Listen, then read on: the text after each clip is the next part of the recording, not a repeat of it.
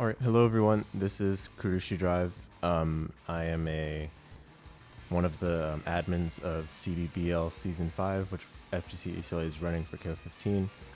I also am one of the founders of FGC UCLA and former head organizer. So with all that background aside, let's go ahead and go over a couple of characters in KOF 15 that I play. So we'll start off with Vanessa. Vanessa is a character that's kind of been left by the wayside ever since the early patches of the game.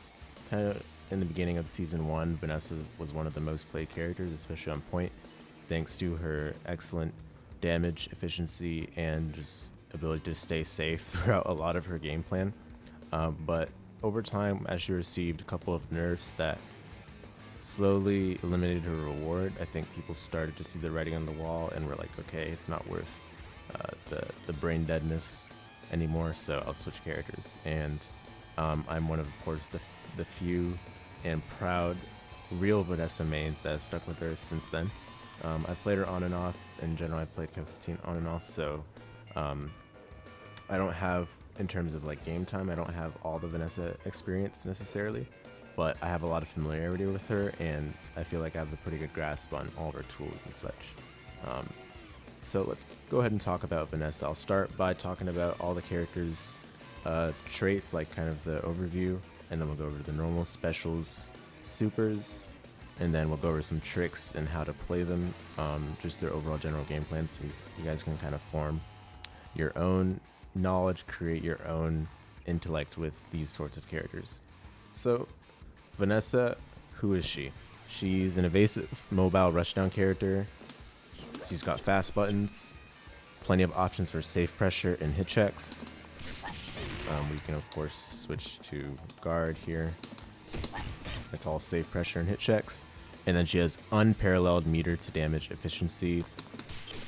Usually your half bar combos lead to a good 30% chunk. So in that case, you see 330 for half a bar, and you build the bar back and then some.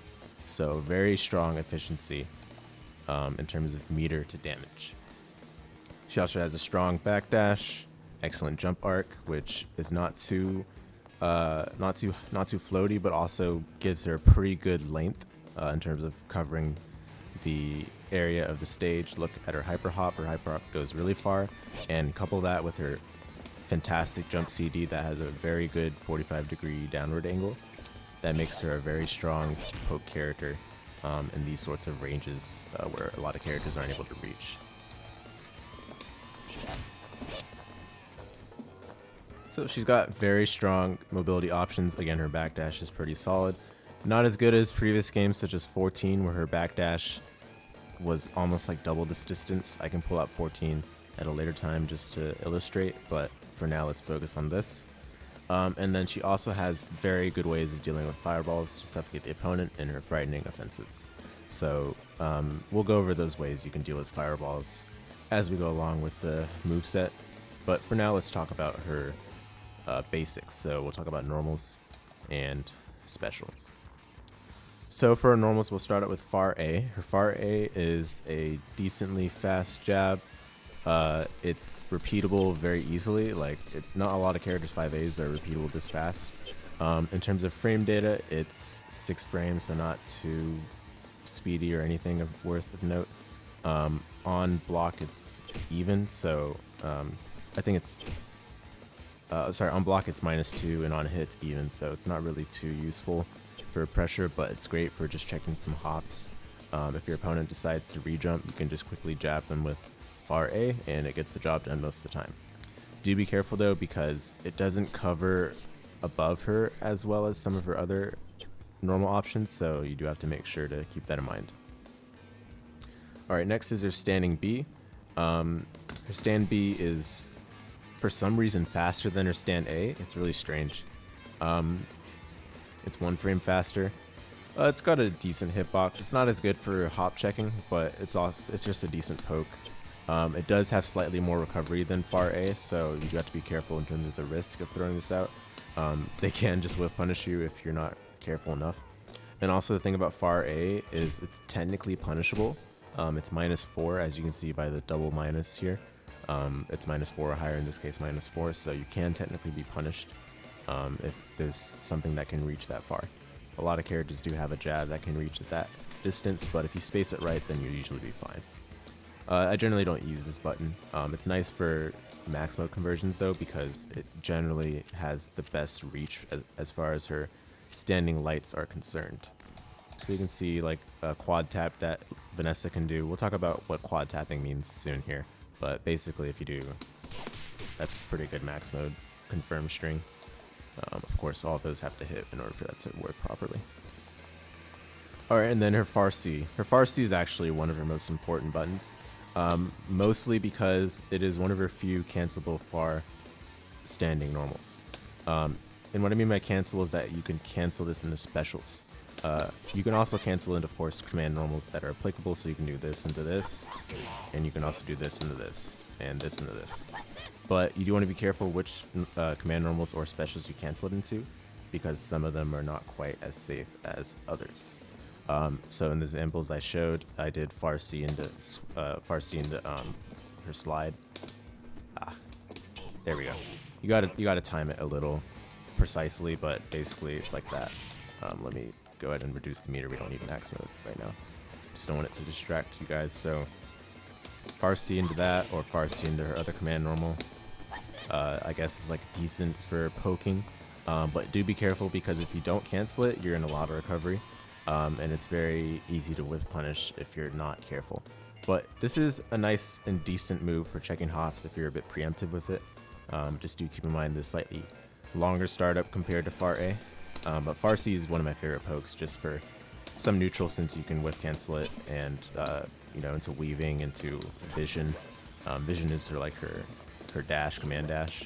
Very important for just moving around, staying mobile, and actuating your authority in neutral in this game, which is very important for a character like her who does not have traditional projectiles. Alright, and then the last of our far standing normals is far D. Far D is an okay move. It used to be one of her go-tos for max mode canceling in neutral, which it still sort of does fill that niche. The problem is that it has a lot more recovery than in past games, so it's a bit riskier to throw it out randomly.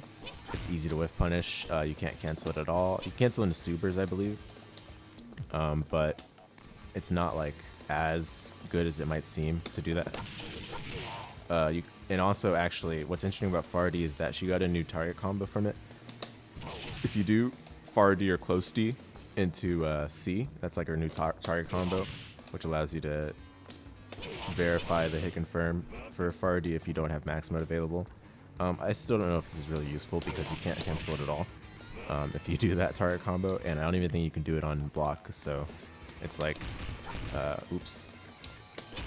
Oh, you can do it on block, so I guess that's a cool little thing, but it barely hits on block, and it looks like it's punishable, so you want to be careful about just throwing that out there. Generally speaking, I prefer using that for my max mode confirms, because it reaches a little bit farther. And it's nice for whiff punishing something like Yori's far D if you're at that right spacing. But again, not my preferred move for that, because it does have issues. Okay, now it's the close normals. So the close normals she's got, we'll start with cl.A. cl.A is a phenomenal button. It's tied for her fastest normal. 4 frames is usually as fast as it gets for KOF 15. This normal is very, very good. It allows you to start pressure because it's very plus on hit. It's +5, which links into your other close, strong normals such as cl.C or cl.D. That's cl.D there, and cl.C as well.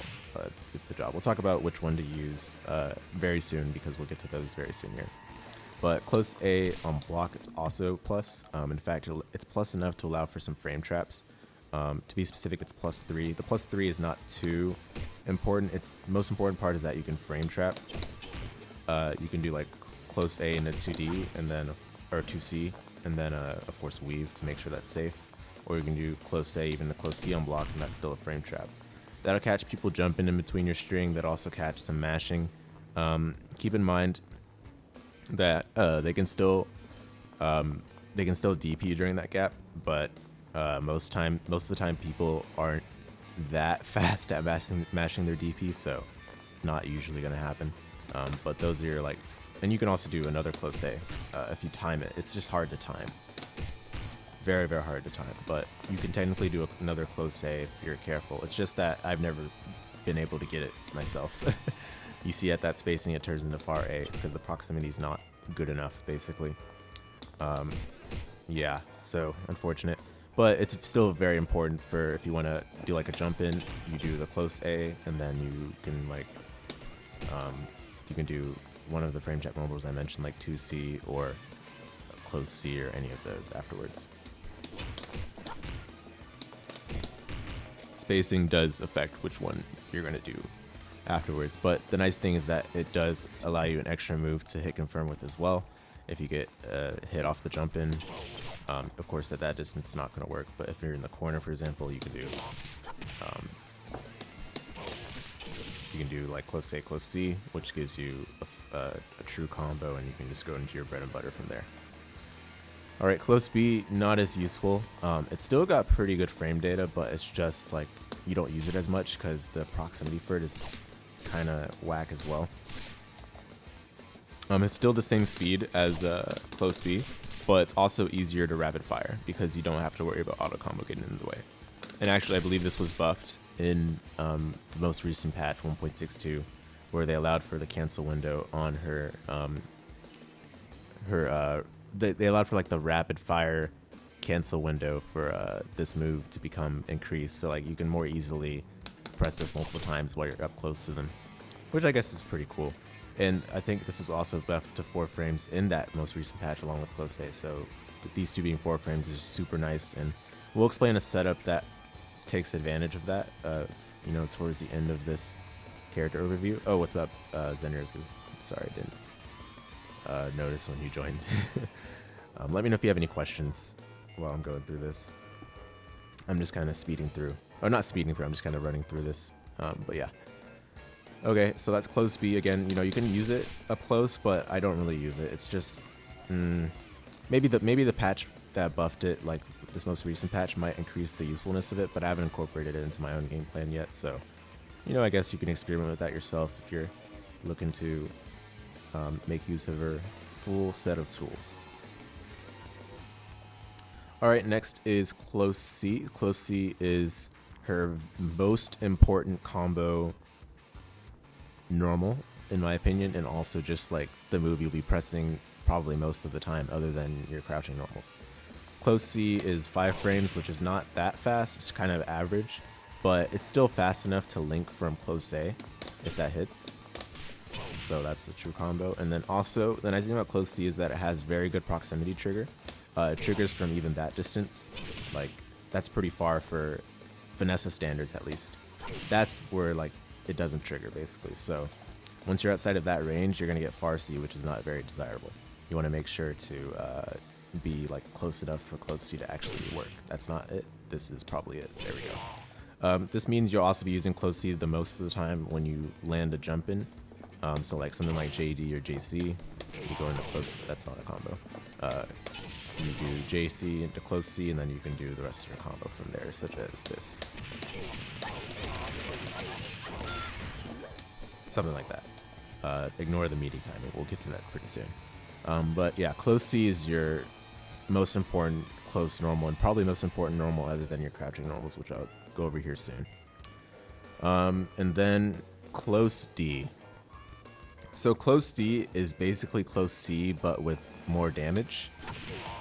And also the thing about close D that's kind of relevant, I'm not sure if this ever comes up, but you know, just in case, might as well give you guys the knowledge.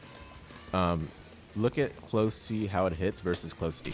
So that's close C, close D. Notice how for close D, Iori is forced to stand up. That is relevant for some characters, and I know for sure it's relevant for Leona, at least it was in 14, probably not so much in 15, but it does allow for some interesting situations to appear. And also the important part about crouching versus standing that's universal, crouching pushback is actually more than standing pushback. So in cases where you're close enough to them to do close D, you'd much rather do it because not only does it do more damage, but it also forces them to stand up, which reduces the pushback for your other moves, allows them to kind of connect more easily. You'll sort of notice it as you play around with her and some other characters where it's relevant more, but it's just something worth noting. Now, why don't we use cl.C every time, right? Because it sounds like it's just better all the time. The issue is that the proximity sucks. That's cr.D right there. We talked about cr.D. We don't want cr.D. We want cl.C. That's cr.D again. Why didn't cl.C trigger? I'm gonna stand right here. There's cl.C. Notice how close you have to stand to them to get cl.C. I'm gonna jump in here. I'm gonna get cl.C off the hyper hop, but notice how when I do regular hop, so that's another cl.C, thankfully, but it's a little different if the pushback is based on them standing, right? So I'm gonna do a normal hop j.D and then try to do oops. Okay, thankfully that works. So I guess that's a good thing then, that these actually work the way they're supposed to. Basically, what I'm trying to illustrate is that if you're a little late after the jump in, then you might actually get cr.D, which is super annoying. And there's one setup where I'll show where you definitely want to do cl.C because the distance you are from the opponent, it's like basically a throw bait setup. You're at a specified, you're at like a very particular spacing from them, where cl.C will not trigger. It'll like only cl.C will trigger, because you're like trying to bait it's like auto baits the throw basically. We'll go over it because it's kind of complicated to explain right now. But yeah, that's cl.C versus cl.C. cl.C is always better for punishes, because again it does more damage and it forces them to stand up. But cl.C is just like your confirm normal, and it's 2 hits, so it's very easy to confirm with, as well as cl.D. In general, Vanessa's confirms are smooth as butter because a lot of her confirms have a bunch of hits, keep you close. In fact, Vanessa's crouching light normals, which actually we'll go over right now, they have the least amount of pushback in the game. So that's why her confirms look so like weird, basically, because her pushback is so low. She can do, she could be able to do 4 crouch Bs. I think it was like very early on in season 1, but they removed that. Now you kind of have to do this. I messed it up. There you go. Now you have to do crouch B into 3 crouch A's if you want to get 4. But that again only works on hit. So let's talk about her crouch normals. Crouch A. This is probably her best crouch light. It's 4 frames. Again, frame data is not too important, but it's important for Vanessa, so I do just want to point it out for those of you that are looking for some frame data. This makes it her fastest crouching normal. This means you'll be using it for punishes at about this spacing.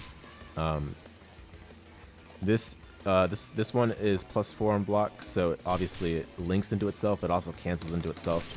So you could do link, like that's a linked 2A, because it links into itself. Yeah, it's +4 on hit. Sorry, +4 on hit, not block. Sorry if I said +4 on block. +4 on hit basically means that it links into itself because it's a 4-frame move. So that's what that looks like. That might be useful if you want to do the frame trap string, if just in case they were blocking, because basically the reason why that's relevant, if they're blocking, sometimes you want to like delay it so that you might catch them pressing the button because it's +2 on block instead of +4, right? So linking the 2A into 2A is a frame trap on block, and on hit that's a true combo. The leniency of linking a 4-frame normal when it's +4, it's very lenient because the buffer is huge. Very, very lenient. You don't have to do double tapping at all.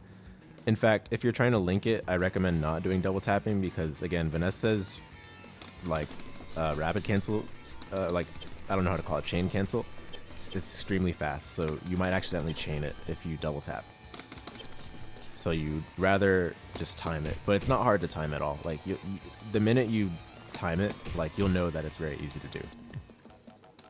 Oh, whoops. Very easy. And of course you can cancel the second one into your confirm, whatever you prefer to do. We'll go over the confirms later, of course. But yeah, 2A is very, very good. Again, very, very important. It's canceled into specials, on whiff, on block, on hit, pretty much everything. it's not really useful to cancel it on on whiff, but it technically is. So that might mess you up if you whiff like your 2A and you're like trying to confirm from too far, and you'll still probably get her 1-2 puncher, which is there's 4 or 6A command normal. Not that. I have to do it on cancel. There we go. Because it's different if you cancel into it. You might get it on whiff, which is very bad because again, that's easy to whiff punish. So just be careful about that. And notable about 2A, it's a mid. It's not a low. All right, 2B. So 2B is a rapid crouching jab. It's a low. This used to be a terror back in the initial versions of KOF 15. It's since been nerfed. It's been nerfed quite a few times, actually. A couple of the nerfs, to be precise, basically, they reduced the hitbox. They increased the startup, because this used to be 4 frames, which is unbelievable now, thinking back. This used to be 4 frames. It's now 5 frames. I mean, again, you know, this is not really a frame data game, but frame data definitely matters for Vanessa, which you'll see. I think it'll make more sense once I go get to her, you know, her good stuff, basically, right? But they nerfed this to 5 frames, which is very, very fair. Like, it should never have been 4 frames anyway. But basically, there was no reason to use her 2A back then because the pushback was very good, and it was still special cancelable. Like, 2B is actually still special cancelable, as you can see here, just similar to 2A.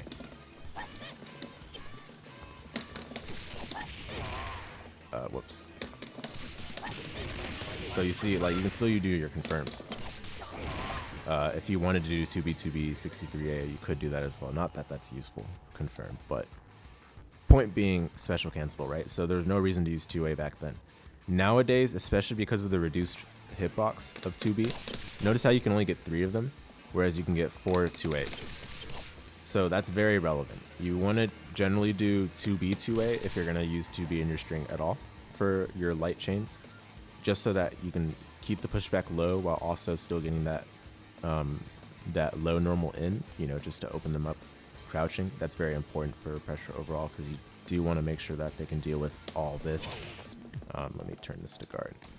If they can deal with all of this,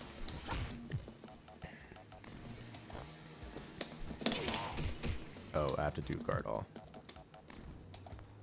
If they can deal with all of this, then you see, notice how that second 2B whiffed.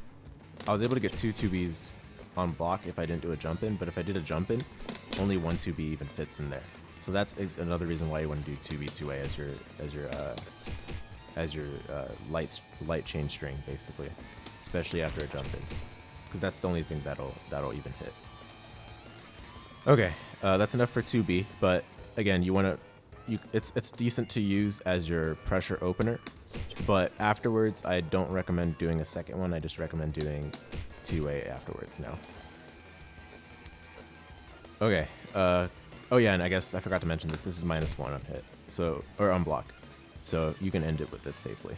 I guess if you're point blank, you can still be punished by like Shermie, but I mean, you should never be point blank if you're ending with that. Okay, cr.C. This is a very strong move. I think it's pretty underrated, actually, and it got a pretty good hitbox buff as well in the most recent patch. This is cr.C, 2C. This is their dedicated anti-air. This is the move you'll be using if you see your opponent jump, because it has her... It lowers her... Oh, I'm doing the wrong... There we go. It lowers her hurt box by a bit, and also, of course, reaches very far above her. And it's also very active, so like you can do it pretty early and still hit them, as you saw there. I did the anti-air really early there. Of course, don't be too early, because otherwise you just get punished. Now, the important part about 2C is that it's cancelable in all the senses. It's cancelable on whiff, on block, on hit, into specials. So you can do that, you can do that. Whoops. You can do that as well. You can do this. That's her slide command normal. So you can still cancel it, just generally speaking. Now, why is it important that you can cancel it? You should basically always cancel it, because it is super unsafe on hit if you don't cancel it. It is like -1 billion. I don't know how minus it is. It's like -11, I think. On hit, yeah, on hit it's -11. On block it's like -13. So you always want to cancel it if possible. Yes, that's right. So Zenryoku asked, can you whiff cancel some normals into some command normals? The answer to that is yes, you can. This applies as a general rule to most characters.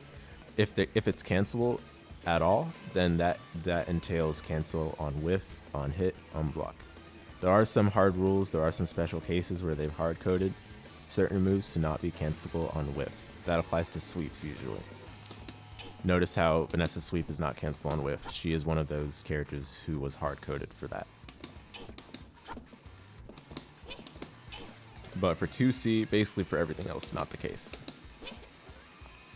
And Puncher Weaving, which we'll go over later, is the move you generally want to cancel into.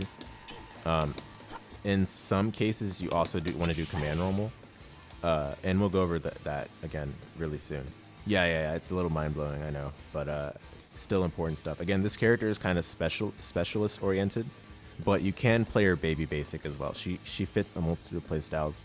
You can play her safe, you can play her baby basic, you can play her dumb and stupid with jump CD, jump C, jump C, jump C to pressure them. Or you can play them with like real pressure, which, we'll go over that again. We'll go over that, you guys, so sit tight. But yeah, 2C, her dedicated anti-air, they buffed it to be very, very active, and also they buffed the cancel window. So that allows you to that allows a little more leniency in terms of how precise you are with your timing and canceling it. So you can do okay, not that late, but you can do it like this late. I mean, the timing's a bit weirder when it whiffs, but on hit you'll notice I can cancel it really late. That's still punishable because I canceled it so late. If I cancel it a little earlier, you see how it's plus on hit. Well, again, we'll go over the weaving stuff later, but still important to point that out. And you can sometimes use this as your confirm string, depending on what pressure you implement, but I don't know if that's always the go-to. Close C is just still easier. 2C can still be awkward to do, even if it's... But the nice thing is that 2C does work from far ranges like that, where her close normals wouldn't work. I mean, her close C still connects from that range. Notice that, right? That's actually crazy. Even her command normal still connects, so close C is still kind of your go-to for in case you're unsure. But 2C does work, and it scales a little less because it's one hit instead of two hits. All right, and then 2D, her sweep, very strong sweep. It is on block. It is -9. So as it goes with most sweeps, they're usually punishable on block. But hers is kind of deceptive because it looks safe. It's actually not safe. If they just do that, it's not safe.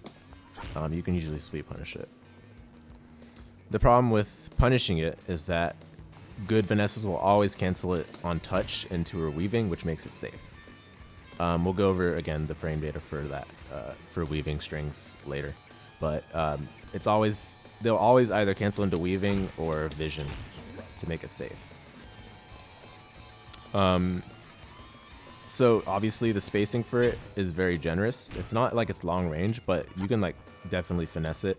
You just don't want to whiff it because whiffing it means you can't cancel it at all. You definitely want it to touch if possible.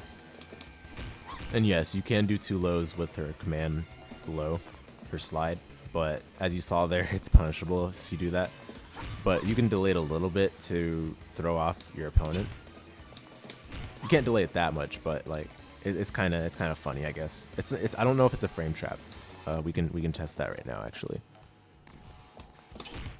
Yeah, not a frame trap, so it's not even something worth doing in that case.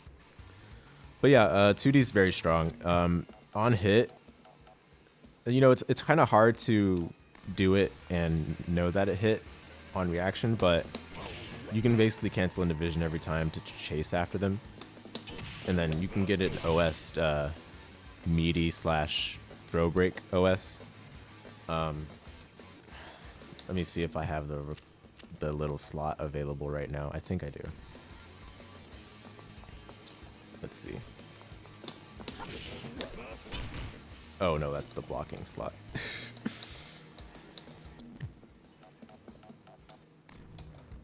Okay, I think this is the throw slot. No, that's the DP slot. Okay. I don't even know if I have this slot right now. So if not, then we can just talk about it later.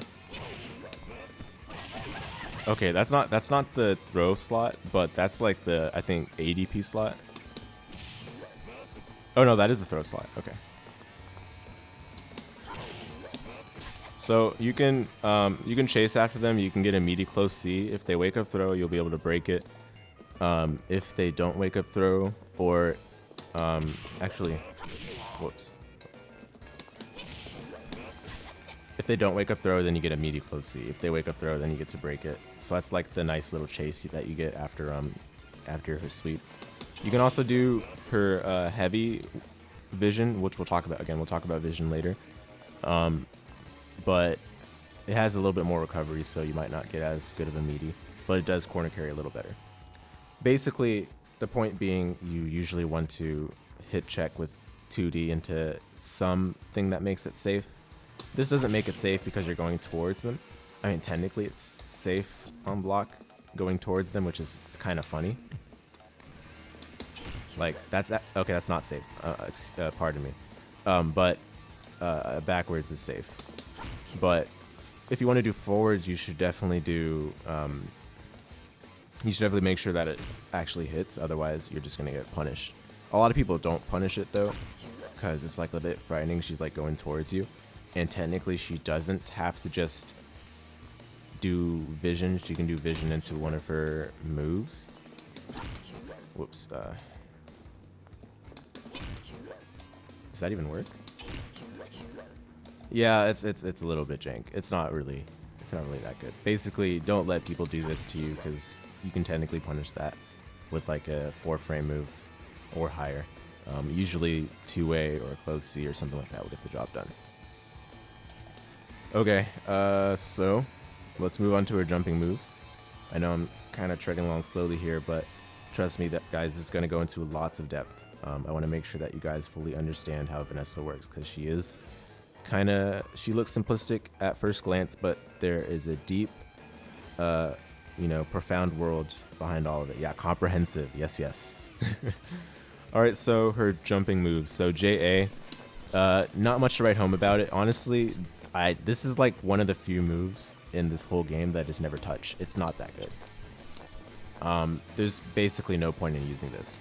j.B is a better j.A, because they're both the same speed, but j.B covers a much bigger space while also being a decent jump in, like having a decent jump in hitbox. So j.B is basically your air to air. Well, so we're not going to talk about j.A pretty much. We can just ignore it. But j.B is your go-to air to air if you want to check your opponent while you go in, or if you just want to get a decent meaty jump in, because it's decent for that as well.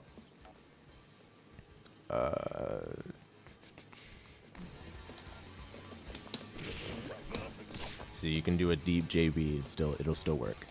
It's 5 frames, so it's basically her fastest relevant air normal, which means that if you want to do some trade pokes in the air, then you want to press that.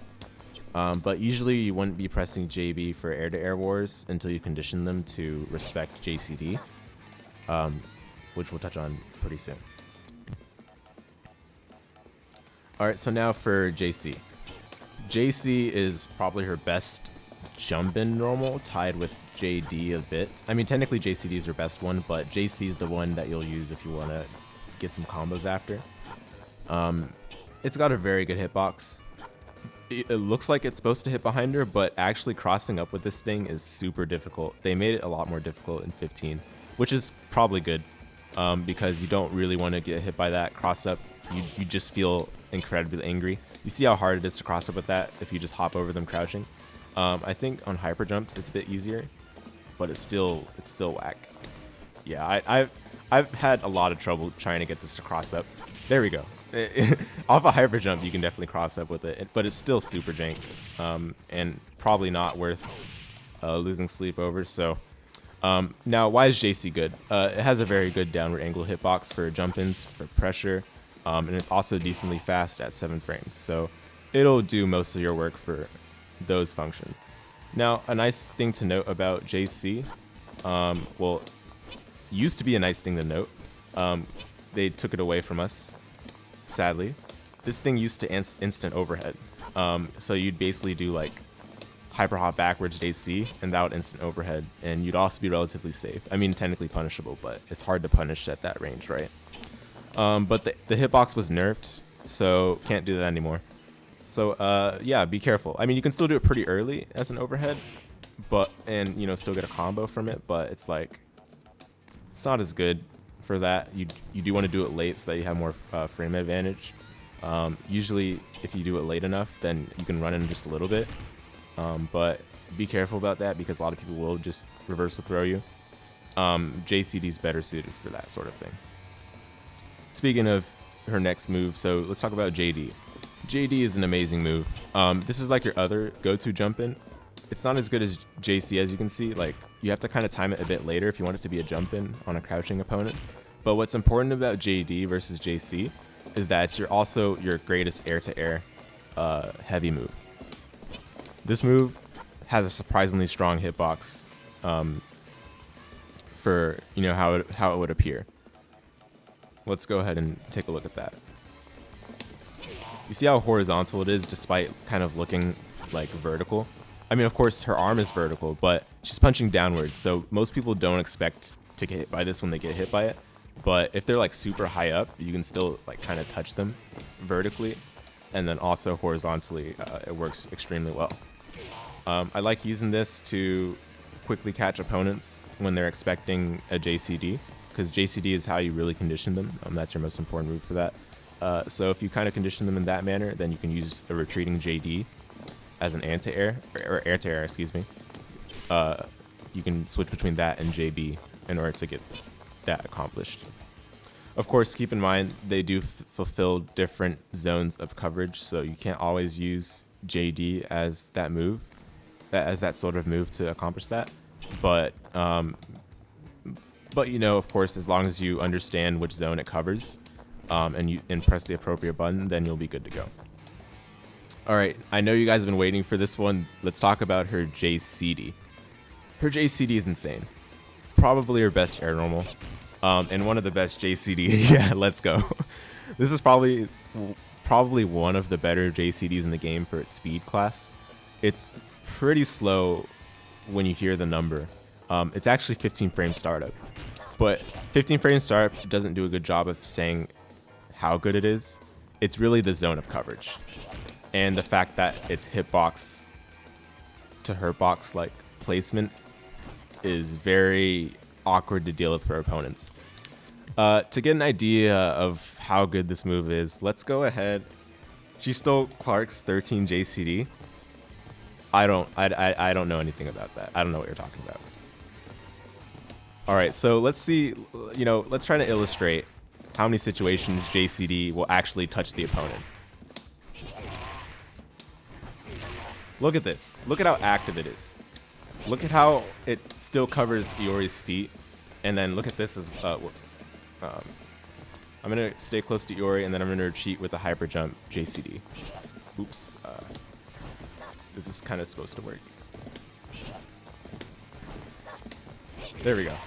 I think I have to dash a little bit, but the point still remains. This thing is so active, such a good hitbox, and it also has the block stun of your standard run-of-the-mill j.CD, which means that for pressure, you'll be giving your opponents a very hard time with this. Notice how in the corner you can like basically time the j.CD immediately after your hop, and it'll still touch them. You do have to be careful. You can't time it like right away, but it's pretty lenient compared to a lot of j.C.Ds of the angle class. An important part of poking with this character is getting used to hyper hop j.C.D to deal with low along the ground fireballs. A lot of opponents who have low along the ground fireballs like doing it at this range. This is also the range where you can hyper hop j.C.D them to punish. And if you're actually really ready, I don't know if I can demonstrate this very cleanly for now, but I'll at least demonstrate what can happen at this range if you manage to land a counter at j.CD. Let's see. Oops. You get to combo off of the counter hit.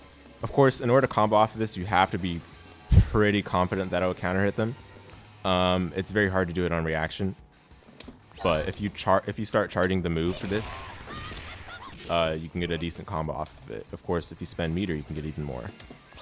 I always get Shatter Strike because I'm doing the Hyper Hop too quick. There's not really a need to do it that quickly, but you know, with some precision, you can always get it quickly enough.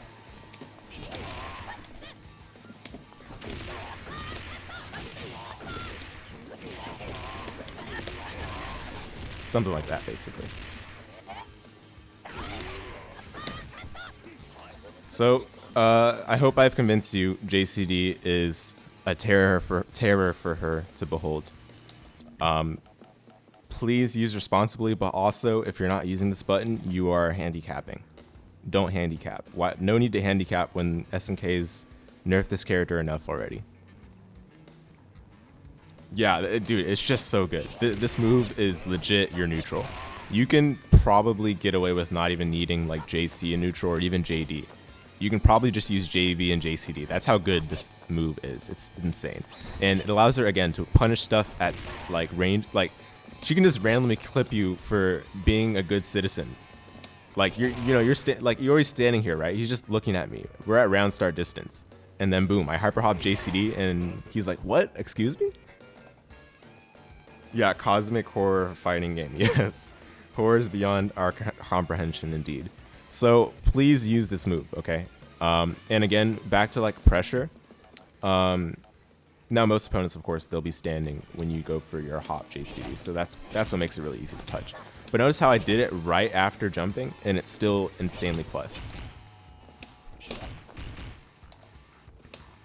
So you can use this again because it actually has a long startup and it retracts their hurt box a little bit.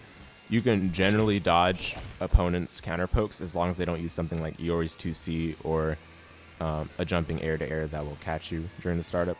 But it actually happens to trade with a lot of poorly timed anti-airs of those classes. So you'll get away with a lot of war crimes with this move. Okay, last but not least for her normals, let's talk about st.CD. Her st.CD is okay. It's pretty long startup for a st.CD, but it's still got a great hitbox. Covers the upper zone.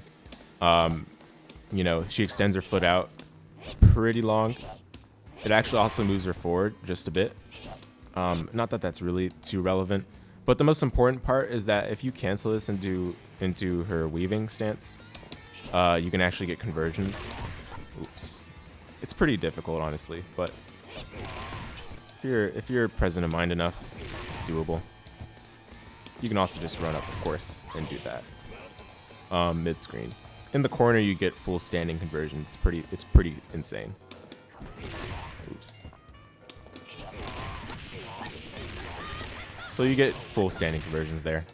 You pretty much always want to cancel it into weaving, and in fact, on block, this thing is +1. Really useful. Of course, the spacing it leaves you at is not too favorable for much afterwards, but that does mean if your opponent sweeps you, you'll beat them.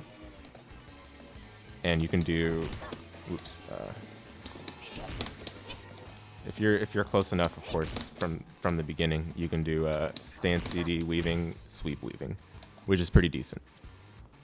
So definitely use st.CD. It also covers jumps pretty decently, but you have to be quite preemptive with it for it to work. Otherwise, you might actually just get counter hit, which is not very fun. But you see how, you know, it has a decently vertical hitbox, and there's not too much of a hurt box on it, so it's okay for air clips. But you generally want to use it in the corner where you'll be left closer to them on block. Not necessarily, you won't be necessarily using this like after like a close A, but you can do this after like a jump CD, something like that, and you'll be plus. You can kind of see what they do. They press a button, you can go for a whiff punish, etc., etc. All right, so now let's talk about her command moves, her command normals. First, she's got 1-2 puncher, which is 4 or 6A. So you can input it either way. It doesn't change the function of the move. I generally input it with 4A specifically in 15, just because her main bread and butter involves a charge move after her command normal, so you actually want to have that more primed and ready more easily, so that you can do your confirms stably. That's the move you usually be canceling into it from when you use the canceled into version. Now, yes, notice how I said canceled into version? Oh, okay, sorry, I missed this. Can Iori crouch and early hop j.CD? Yeah, I think a lot of characters can. But, like, if I do it like the earliest, right? Like, that's like the earliest. Oops. If I do it the earliest, then yes, you can crouch it. But if I do it even like maybe a couple of frames, like when I say a couple of frames, I mean like hardly any delay.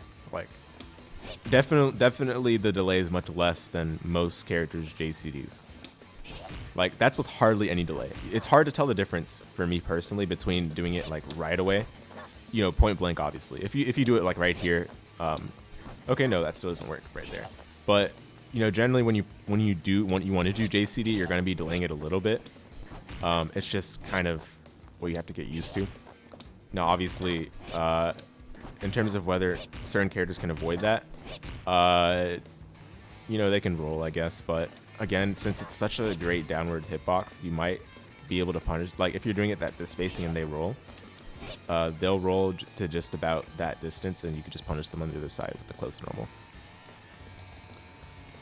Okay, back to 1-2 puncher. So if you don't cancel into it, if you do it raw, the first hit is an overhead and the second hit soft knocks down. So that's decent for opening up your opponent. It's pretty slow, to be honest. I guess you can like frame trap a little bit from like a block 2A. It's okay. I don't really use it for that much. But let's say they block your jump and move. You can do it. Okay, let's say they block it. Iori, come on. You can do it right after, and that'll hit a lot of people. And then if you have max mode, you can cancel into max mode and go from there, etc., etc. Okay. So now the canceled into version. Notice how I use the canceled into version there. Canceled into version is your most important hit confirming tool. It just makes hit confirm so easy, guys. Like this is part of what made this character a menace in early versions of KOF, where she was kind of too safe. KOF 15, that is, where she was kind of too safe and too easy. So they addressed that, which is fair. But when you cancel into it, it's a different move, so do keep that in mind. Notice how that's the cancel into version, and that's the raw version. The cancel into version is 2 hits. First hit is a mid, second hit is a mid. So no highs, no lows there. It's all mids. Now, important properties of the canceled into version. Notice how much pushback there is after the second hit right there. Let me cancel the second hit so that you guys can notice, right? So see how far pushback Iori is, like right there. Now, if you cancel the first hit of the canceled into version of 1-2 puncher, so this is what that'll look like. You'll actually get less pushback. Okay, that's the if I cancel the second hit. Notice how I'm right next to them after canceling the first hit of the canceled into version. What this allows for is for some extremely nasty pressure. This is kind of easier to show in block, obviously, but basically how this works, right? Let's say you do your jump in. You can do your full hit confirm string, stop it short at the first hit of 1-2 puncher, and still be right in their face. You might make them flinch. The problem is she's minus if you do this, right? If you do weaving, if you do regular weaving, she's minus. So not as good as it sounds in practice, especially once they've seen it once or twice, they might start mashing because they technically are plus. Now let's change that with EX weaving. Whoa. All of a sudden I'm plus. I'm plus in their face. I'm plus in their face. So now I can start doing all these whack frame traps with this move, right? In terms of how that would look like, it really depends on what spacing you're at.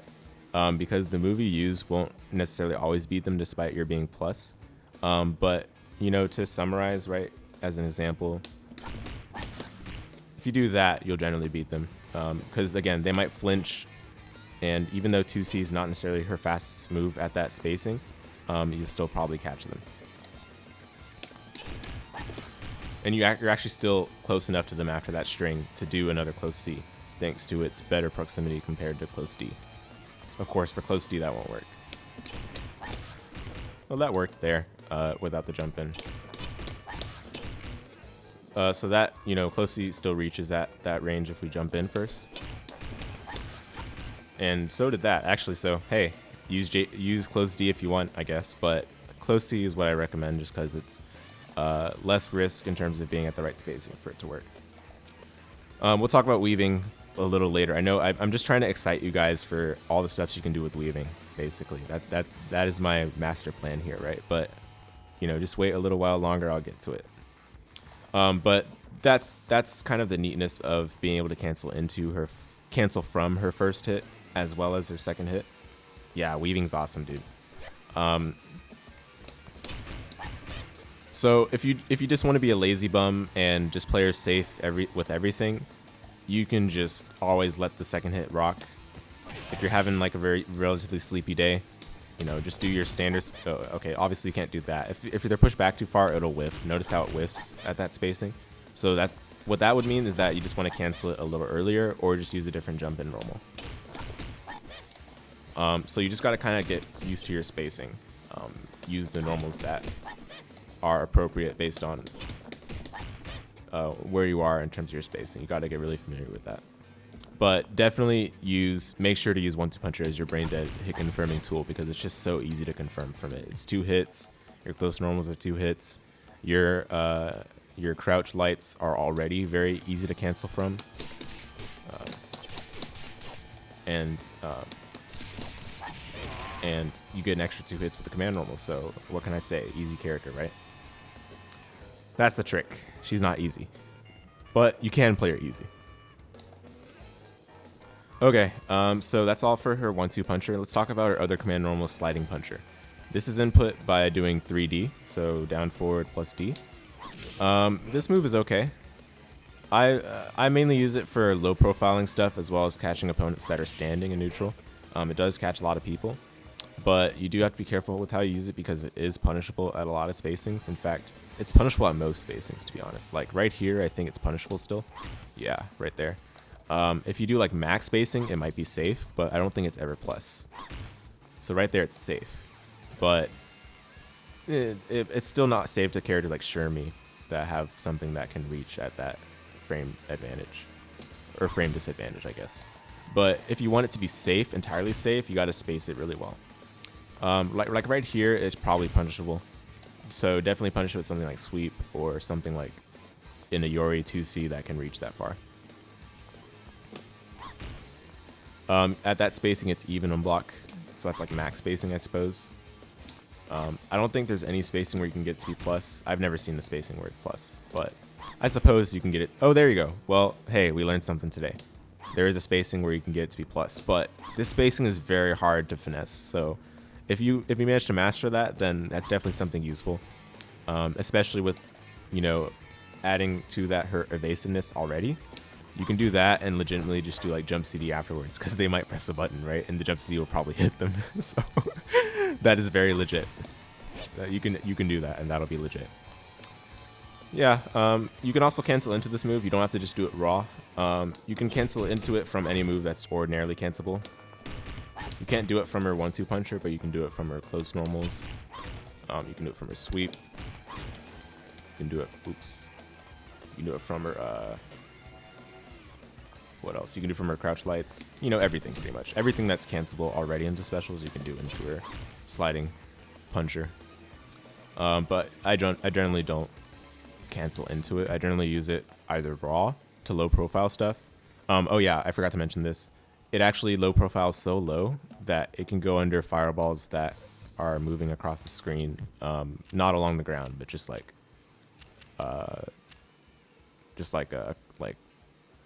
basically, if the fireball is like at mid-level height, you can definitely go under it with this, and it's not really hard to time.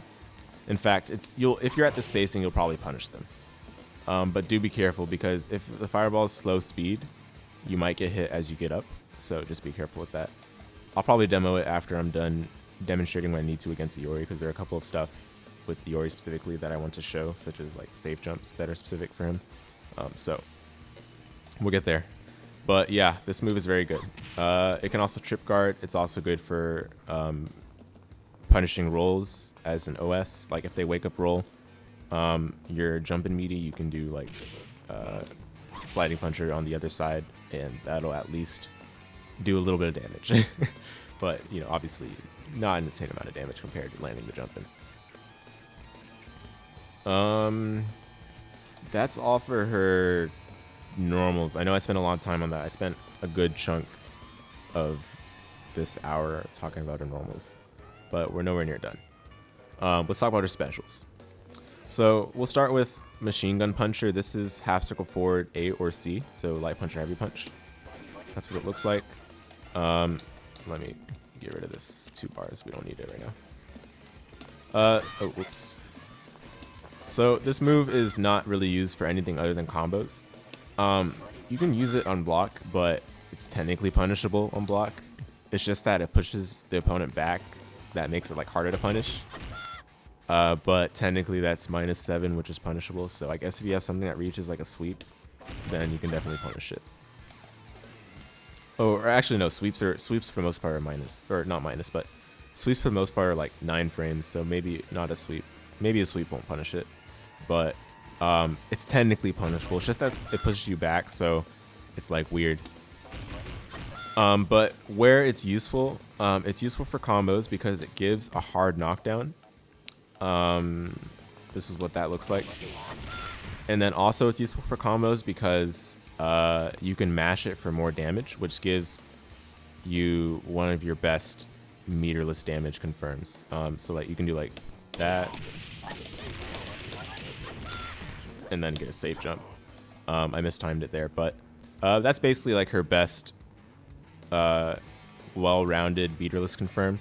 When I say well-rounded, I mean like, you know, you can do it as a comfort confirm, you can do it as the technical optimal confirm because it still leads to a safe jump. You know, you can do it whenever you feel like you need something to fall back on. Now, the other use for it is for chipping your opponent. Your opponent can technically guard cancel roll this if they're in a chip situation. But if they don't have the meter, or if, you know, you've scared them enough where they don't guard cancel roll, then this will do the job to chip them out. Just make sure to do it from other stuff so that you've already got them blocking, or do it raw after you've, you know, established that this option is good enough to chip, because that does a decent amount of chip. Yeah, comfort confirm is important in this game because, you know, the game's very fast. You need to have something you can fall back on, and this character has definitely got a bunch of comfort confirms. And honestly, it's again why you can play her when you're sleepy that day. You can play her when you're fully awake. Or you can play her if you're, you know, like, she fits a lot of styles. There's plenty of ways to play her. You can play her without this move. You know, you can play her without that 100%. You can just use this for staying safe. You don't need to use it for pressure stuff at all. But if you decide to play her anchor where you have the willingness to spend your meter on stuff like this, then you get plus frames, you get frame traps, you get wacky stuff. And it's really cool because she doesn't need a lot of meter to do combos either. We'll go over that later. But yeah, Machine Gun Puncher is basically just for combos. It's not really that good for anything else. I mean, meterless, again, it's your go-to because it gives you a hard knockdown and a safe jump. And in the corner, there's like a more optimized confirm. I didn't show the full confirm here, but basically there's a way to be a little sweaty and get like the perfect way for this move to hit, where it hard knocks down on the last hit of the juggle and gives you like a billion years to do whatever safe jump setup you want. Not a billion years, but like more time than usual for her. I'm not gonna show the full combo for it now because again, like the timing for it is really difficult. It used to be easier once upon a time. That is during the early patches of this game. Okay, there we go. I got it there. That's a lot of time to do your safe jump. But yeah, it used to be easier a while ago. It's not as easy nowadays, but we can go over that if you guys want later. All right, so next up is Dash Puncher. Dash Puncher is her infamous move that was the scrub killer early in KOF 15, and it's since been nerfed. This is the A version. The input for it is hold back for about 30 frames, and then press forward or plus forward plus A or C. So light punch or heavy punch. This is the light version. This is the version that got nerfed. It used to be, well, it's still the same frame advantage on block that is punishable. It's like barely punishable, but the difference between back then and now is that the pushback is very low right now, so it's a lot easier to punish. If they don't space it right, like this is not the right spacing. This is probably the right spacing, like right there, because that's where it's harder to get the 4-frame punish on it. Oh wait, no, this is not 4-frame punish. What am I saying? This is they changed this. They changed the recovery actually, so it's like 10 frames now. So actually, this is still pretty punishable, even at the right spacing. But this is like a high risk, decent reward move to get under stuff because it has a lot of upper invincibility. Okay, not the A version actually. Maybe the A version not as much upper invincibility as perhaps the C version. Yeah. I'm looking at Dream Cancel and it's about 11 frames for the A version. Oh, I'm looking at the wrong move. Apologies, guys. So this move is actually -5. We're still good. If you space this right, then it's hard to punish, but it's also hard to get the spacing for it to be like not punished. But you can still use this during neutral to go under stuff. This includes fireballs that travel like the mid level around along the ground. I guess I'll just switch to a character that's got a fireball of that class. Athena, I guess.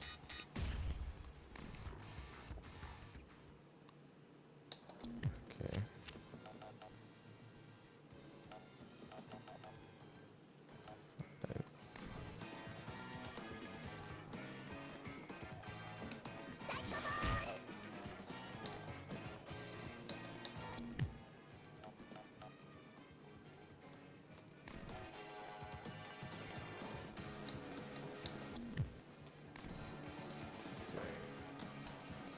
It's not working. Oh, there we go. No wonder.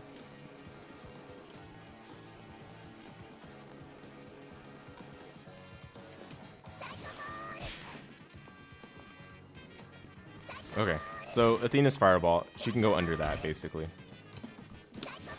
Oops. If you time it, obviously you can't do it right away, but you can go under stuff like fireballs, like mid-level hitting moves, all of that kind of stuff. That's the A version. The A version is easier to convert from, which is why we usually do that one, and it's also a little faster. If you do like the A version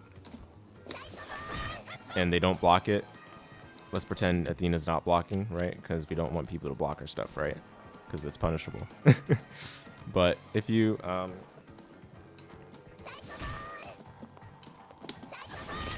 if you manage to land this, you get full combo. You got to be near the corner to get the full corner route. If you're not near the corner, you got to do like a very cut short combo, but we can go over that later. Basically, you can convert from this, which is why they even nerfed it in the first place, because they're like, yeah, the reward's too much. The C version is a lot slower, but it also reaches farther, it goes longer, and it's a lot more safe, actually.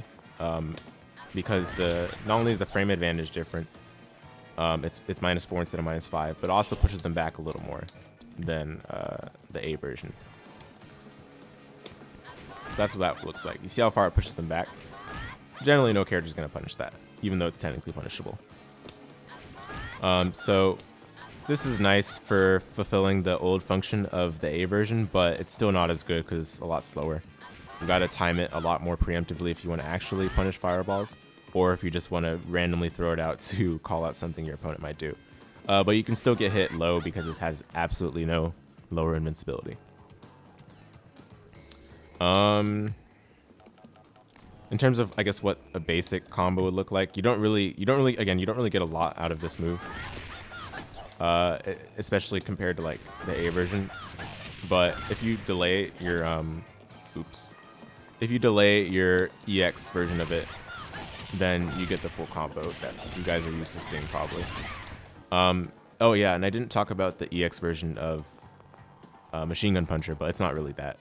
interesting. It's basically just more combos because it launches. So this allows for follow-ups. That's really it for the EX version of Machine Gun Puncher. So yeah, that's the A version. You can get juggles after it with either Sliding Puncher or with her sweep. I find sweep better just because you can cancel it into her other specials, but sometimes you're too far away for sweep, so you just got to do Sliding Puncher and call it a day. For the C version, I mean, you can still get a better confirm if you have half a bar, which we'll talk about the half a bar stuff, because half a bar with this character is just like a whole new dimension, right? Along with the corner as well. And then of course the EX version launches them. You can get combos after that. If you just land it raw, you generally cannot follow up from it mid screen. Especially if you didn't previously do like one of her other dash punchers. If you link a dash puncher into EX one, then you can get a jump CD mid screen. You have to do a hyper hop though. It's not too hard to time. You just got to be a little bit precise with it. Don't do it too early or late, but you know, it's still pretty simple. And it gives you a lot of corner carry. This is generally what you'll do if you get like a combo from anywhere on the screen that's not the corner.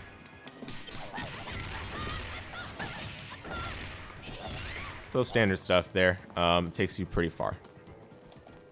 The EX version also has frame 1 upper body instead of midway through, which I guess is sorta comes up, but I don't know. You don't really want it. You don't really want to do it like. You don't really want to use it as your frame 1 upper body a lot of the time because it's punishable in block. So yeah. Okay. Parrying Puncher. Parrying Puncher is attached to her DP input. It's not really a DP. She doesn't have a DP. This is what it looks like. This is the A version, which is like she punches downward. It's not an overhead, despite the looks, but it does hard knockdown, which gives you a safe jump after. The safe jump timing is so finicky. Yeah, she has no reversals. Her only reversal, her only real reversal is Climax. I believe Climax is fully invincible. Yeah, fully invincible, but Climax is not her best reversal. Her best reversal is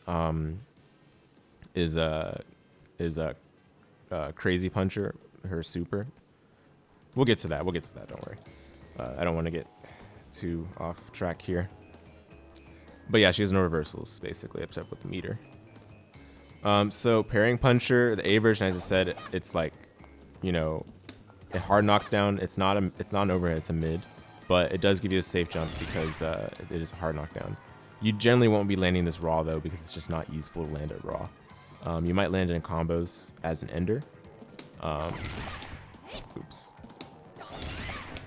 That's a safe jump right there. The timing for that, it's kind of manual. Basically, you can do that. Press whatever button you like at a certain rhythm between your hop and the end of Parrying Puncher. And then do a regular hop into your jump normal of choice. I usually do j.CD, but it's kind of manual. It's not really auto-timed, sadly. Can't have good stuff like that, you know, auto-timed safe jumps. But again, you won't be landing this raw. The reason why it's called Parrying Puncher is because this actually can, guess what? Parry projectiles. Yes, you guys heard that right. It parries projectiles. What? The character that can go into fireballs can also parry them? Isn't that crazy, right? Like, again, it's not actually that useful, but it technically can negate them, and you get a decent amount of meter for negating them. But honestly, you should just block, and you actually get more meter for just blocking it. If you, of course, you gotta just defend to get the full meter amount that you really should be getting. Does it work on super fireballs? Yeah, I don't know about that one.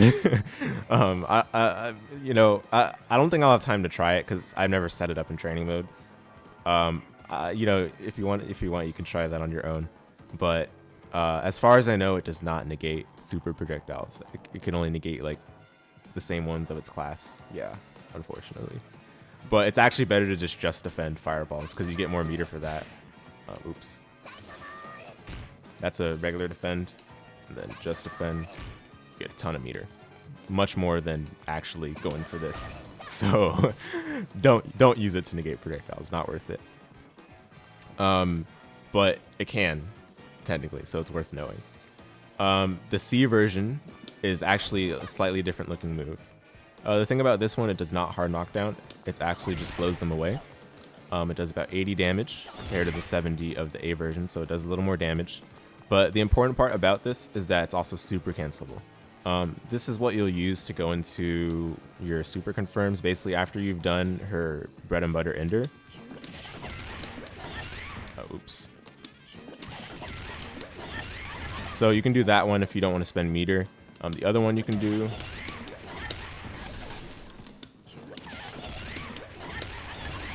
if you want to spend meter, you just end in the C version. Now, notice how I did a bunch of like little weaving and dashing before all of that.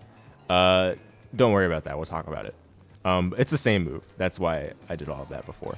It basically allows you to auto-time the follow-ups and stuff.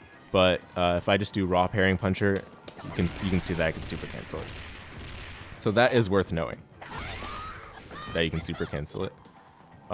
So you'll pretty much only be using it for combos. If you want to be cool, you can also use it to parry projectiles. This time it actually sends them back instead of the A version where it negates it. It's supposed to send them back. Wait, did they nerf it? Oh my goodness.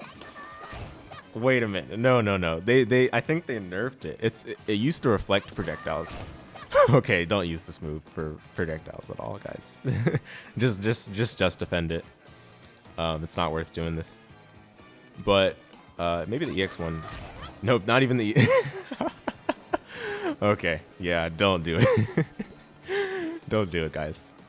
Just defend it, or just use your other stuff that's way better for dealing with fireballs. Like, we'll talk about them.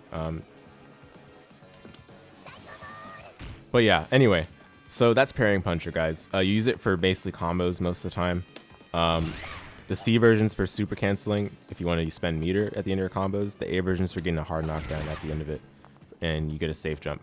But to be honest, if you have the meter and you want to spend it for the super ender, we'll talk about that move later, but that one gives you a safe jump as well, so you should always do this move if you want to end with meter for the safe jump. But if you just want to end meterless with the safe jump, then just do the A version of Parrying Puncher. Okay, and then her next move, she has a lot of moves, guys, so that's why we're still taking a while with these, but thanks for your patience so far. So her next move is Puncher Vision. This is one of her most important moves. So Puncher Vision is quarter circle forward, B or D, so light kick or heavy kick, or quarter circle back, B or D for the backwards version. So the forward version looks like this, the backward version like this. So this is what allows you to schmoove in neutral. Now, you guys might be asking, well, it looks like she like kind of goes underneath during the first part of it. Is this invincible at the top of her body? The answer is yes. In fact, it is very, very invincible at the top of her body. You'll go under a lot of stuff with this, guys. Even fireballs like Athena's fireball. Go right under it. You can't go under it if it's like a ground fireball. If the fireball goes along the ground, you can't go under it because, again, it's upper body invincibility. It's not fireball invincibility. But the fact that you can go under fireballs means it's a lot easier to punish fireballs on reaction with this because you don't have to charge it unlike Dash Puncher. So very useful to use Vision just for navigating neutral. Now Vision has a lot of properties that are kind of complicated, so let's go over them one by one. First, Vision has a little bit of recovery, which means that you can't do multiple of them in a row. You used to be able to do like rapid fire visions, like it was pretty insane in previous games, but they added some more recovery to it where you can't do it like repeatedly, quickly anymore. So your best way to do it repeatedly is by using one of its various follow-ups. So now out of Vision, you can do 6A or C for a move called Punch Upper. That's what that looks like. There's actually two different moves. So Punch Upper is if you do 6A after Vision. And basically what this does is it launches the opponent in the air and allows for juggles. So you can like follow with that if you wanted. That's like the basic follow. There's a lot of stuff you can do after punch upper. And the nice thing about punch upper is that after you do punch upper, which is the follow-up to punch revision, you can do punch revision again. Yes. So you guys are probably wondering, can you just do that over and over? The answer is yes, you can.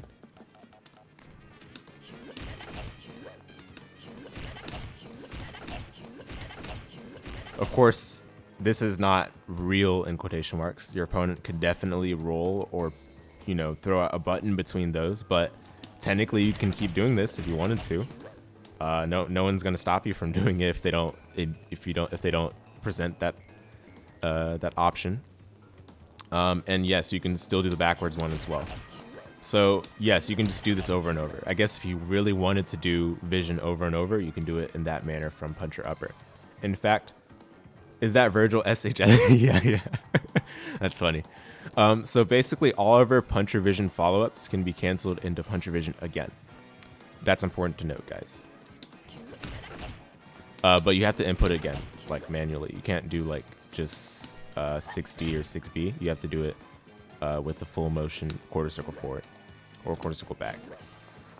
Same thing with, okay, actually the other follow-up, so puncher vision, the 6C, which is called puncher straight. That's what this looks like. This one you could actually not cancel into puncher vision again. It's just like a init property. Well, actually you can. Okay, I lied. You can. It's just a bit weirder because it's not as like ridiculous for combos as puncher straight, but or sorry, puncher upper. This is called puncher straight. I'm getting this mixed up, guys. I apologize. But basically, puncher straight, what this does, let's go ahead and turn this off here. What this does, it gives you a hard knockdown. And this gives you another billion years to do your safe jump. Similarly, if you do it from backwards puncher vision, it gives you the same hard knockdown, but it gives you only one hit instead of two. Now, a buff SNK gave to the backwards puncher vision into puncher straight is that it does 100 damage instead of 80. So they basically just approved of its being used as the combo ender as people were doing after she got nerfed. One of her nerfs, guys, in you know, a year ago in that patch that kind of changed a lot of characters in season 1, is that she can't do multiple dash punchers in a row. She used to be able to do C dash puncher and A dash puncher for a juggle, but she can no longer do that anymore. So basically, people changed the combo bread and butter to that. Basically, all that is, guys, is puncher vision into puncher upper, and then we do puncher weaving, which we'll go over very soon. You do puncher weaving into puncher vision into puncher straight, and then you do puncher weaving into parrying puncher. So you see why notation, guys, is a lot better than saying the move names, right? Because that was a whole jumbled mess.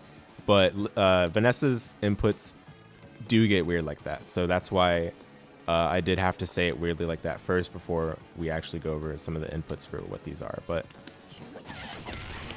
that's what that would look like, basically what I just said. So the important part about puncher vision and puncher weaving is that all their follow-ups can be done together while you're in either one of them by doing the respective inputs. So for puncher vision, if I want to do puncher vision into puncher weaving, I can do quarter circle forward, so basically 236B into 214A, and that's a cancel. That's not a follow-up. That's a cancel. Now the problem with this is that it's a bit weird to input. So basically what SNK said is like, okay, we're gonna allow you guys to shortcut this. If you do puncher weaving from puncher vision, you can just input it by doing 4A or 4C instead of having to do the full quarter circle back. So let's talk about puncher weaving before I get into that a little more. Puncher weaving, guys, is input by doing quarter circle back A or C. So that's what that looks like. If you just press it, then she doesn't do anything too interesting. It does have upper body invincibility, similar to puncher vision. So the command dash has a bit more upper body invincibility than weaving. But if you hold weaving, then she gets upper body invincibility every so, like, you can call it like, I guess like every cycle. Every cycle where her head is dipped lower to the ground, she has upper body invincibility. Where she brings her head a bit higher, she does not have upper body invincibility. So if you want to get like more upper body invincibility, you can hold it a bit longer. and it kind of also messes with your opponent because they're like, what are you doing?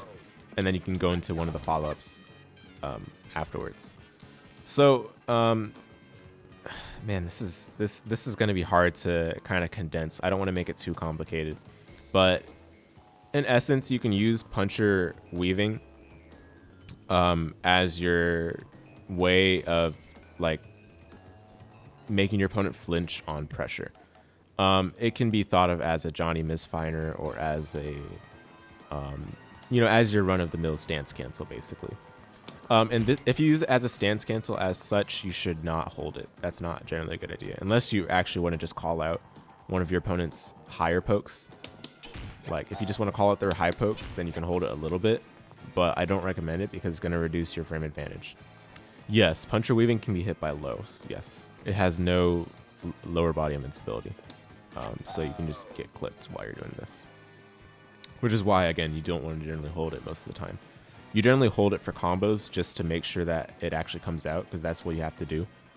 If you do punch upper into weaving, of course it has to hit for that. But if you do punch upper into weaving, so puncher vision and puncher upper, of course, then you have to hold it a little bit in order for the follow-ups to actually be doable. Because if you don't hold puncher weaving, you can't do the follow-ups as easily because you'll just immediately exit. It's just a bit harder. Holding it allows you to get the follow-ups a bit more easily.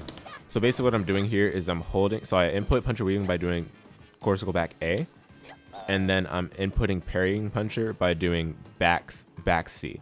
So if you want to do A parrying puncher, you should do puncher weaving C, and then do A parrying puncher by doing back A.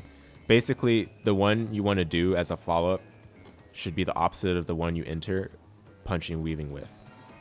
Again, it's kind of hard to describe all of these weaving vision follow-ups in an orderly manner, because if I explain them one by one, well, then I have to explain how they tie into each other along the way as well, and it's hard to give that without kind of melding them together and explaining them. So that's the trouble, right? But basically what I'm saying is that all the previous moves I mentioned, so parrying puncher, which is a follow-up to puncher weaving, dash puncher is also a follow-up to puncher weaving, and puncher straight, puncher upper are follow-ups to puncher vision.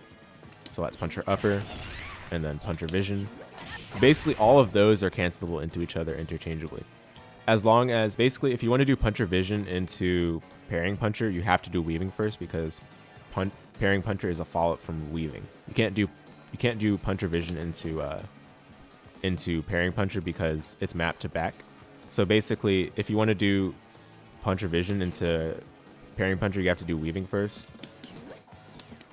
and then you have to hold weaving so that you can actually get the follow-up to come out, because otherwise it won't come out. Which is important, again, for combos. So again, just to repeat, guys, the ones you can do from puncher weaving are parrying puncher, dash puncher, and puncher vision. So here's parrying puncher. Basically, it's back A or C. Just make sure you hold the opposite of the one you actually want when you enter into puncher weaving. In order to do dash puncher, you got to do forward A or C. And then in order to do puncher vision, you just do forward B or D. Now, if we put it all together, you can do some fancy schmancy movement. Basically, oops.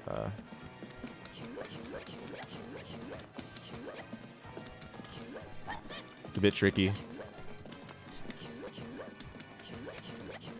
but that's what it'll look like if you chain it all together. You can be very, very evasive with this, but it's also something that you don't really need. This is basically if you just want to master the character's tools even more. What I like doing is if you... oh yeah, I should explain the weaving strings now. But basically, if you do like a block string, you can also, like into like vision or weaving or whatever, you can do like hyper hop j.CD afterwards.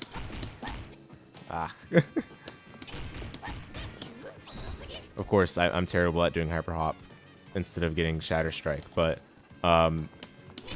if you do that, it's a good way to catch opponents, especially in the corner, because a lot of times they'll press a button since they technically can't. It's their turn. But with the jump CD, you'll throw out a hitbox in that zone where they'll press the button, and they'll just get hit because, you know, you're too far for them to actually connect with their button. And then you can also do this to dodge and navigate in neutral. Don't forget that you have access to these sorts of things from your whiff cancelable moves. So it's very useful to use those, especially let's say you anti-air with cr.C. You can do all of this, like let's say cr.C counter hits, you can do all of that. You can also do that to just get away or set up like a little dash under. It's all stuff that is not necessarily like it's not necessarily going to throw them off, but it might. There's always a chance. So it's good to have them like at the back of your mind, basically. But of course, if you cancel 2C too early, then it actually won't hit the opponent. All right, so let's talk about puncher weaving a little more. This move, as I mentioned earlier, guys, you can use it as a stance cancel. Basically, puncher weaving A and C are the same. It's just which one you hold determines which, you know, moves you can do afterwards, because you'll be occupying one of the punch buttons during it, right? So if you want to do one of the follow-ups, you should do the opposite puncher weaving entry. So let's say I want to do C parrying puncher for a super cancel. Oops. Then I want to do puncher weaving A, and then super cancel, right? If I want to do A parrying puncher, I want to do with puncher weaving C. Yeah, for sure, no worries. I know it's getting super detailed, but yeah, feel free to catch the recording once I upload that. In terms of strings, you generally don't want to do the follow-ups for strings. You just want to do puncher weaving outright and then just leave it at that, because that's how you actually make use of the advantages of puncher weaving as like a stance cancel, so to speak. In terms of like the frame data, all of the light normals are punishable if you use puncher weaving out of it. So that's punishable. So there's absolutely no reason to do this. But all of your heavy normals, and you know, all the light normals have the same advantage by canceling them in this manner. If you do heavy normals, they're all safe. They're not plus, but they're safe, which is important because that means that you can technically frame trap them or whiff punish them if they try to counter poke.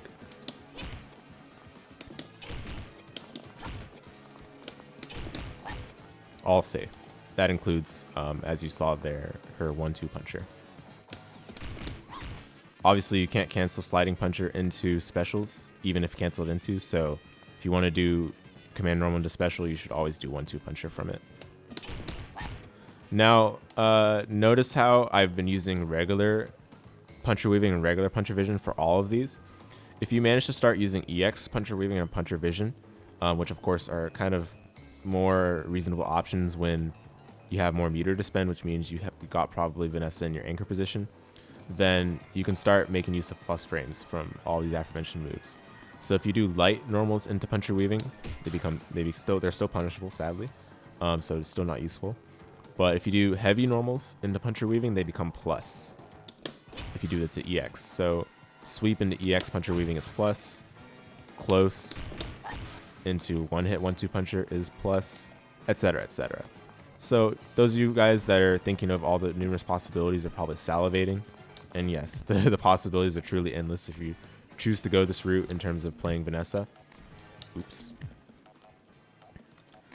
You can definitely do some crazy strings with her if you want to spend your meter that way. Oops.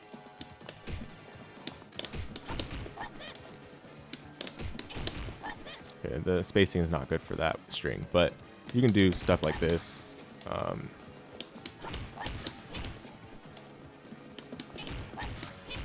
Like you can just change up the timings of the weavings based on which version you do.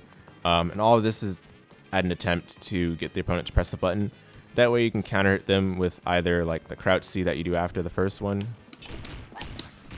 Of course, in that case, you probably won't want to do weaving right after, so that you can have an opportunity to confirm it. So you can do something like that, and that allows you to hit confirm and potentially go into your bread and butter. A lot of people press after that because it is a frame trap. But those are kind of the uses of puncher weaving and strings. Now, oh, one more thing. If you do st.CD into puncher weaving, that's plus. And if you do EX puncher weaving, that's very, very plus. Not as useful to do EX though, because you're already plus from doing regular. So you pretty much always want to do regular if you're doing it from st.CD. And the nice thing about st.CD into puncher weaving on a hit is that you get a full standing confirm in the corner if you do your follow-up right away. So that's really good. Okay, and then for puncher vision. So if you do puncher vision in a string, you're usually not plus. You're probably punishable, in fact. But again, this is a nice way to just fool your opponent visually into pressing a button. But you'll probably notice here, if I get this opponent to jump, there is a slight gap. But that doesn't mean you'll want to press a button through that gap or jump through that gap, because the follow-up can perhaps catch you if you do so. And in that case, that's a true block string. So because that's a true block string, using the EX puncher vision into puncher upper, you can use this in order to do some guard crush strings on your opponent if you got their guard bar really low, either thanks to her jump CDs, all of that, or thanks to some earlier pressure that you did at some point with her crouched normals, which they do a decent chunk of guard bar damage, especially more if you have max mode activated, which is to say if you're playing her at the last position, there is actually some merit in activating raw max just to be able to do all of this nonsense. Do all of this nonsense. Like, you can do all of that. That's minus, as you saw, if I don't cancel into one of the follow-ups. But if you want the true block string, then you can always do that. Now, notice how I tried doing the puncher weaving follow-up after that, and it didn't work. It didn't come out. That's generally how it goes. You have to spend another EX if you want to cancel out of the puncher upper. If you want to get real follow-ups from it, basically. Otherwise, you're kind of forced to do something else, unfortunately, because it is punishable after all. Now, what do you do if you land some EX puncher vision stuff on hit? This is like a glimpse of what's possible. Oops. You get nasty stuff like that, which, sadly against Athena is not as practical, just because Athena has a stupid slender hitbox. I don't know how to call it, but basically she's tiny.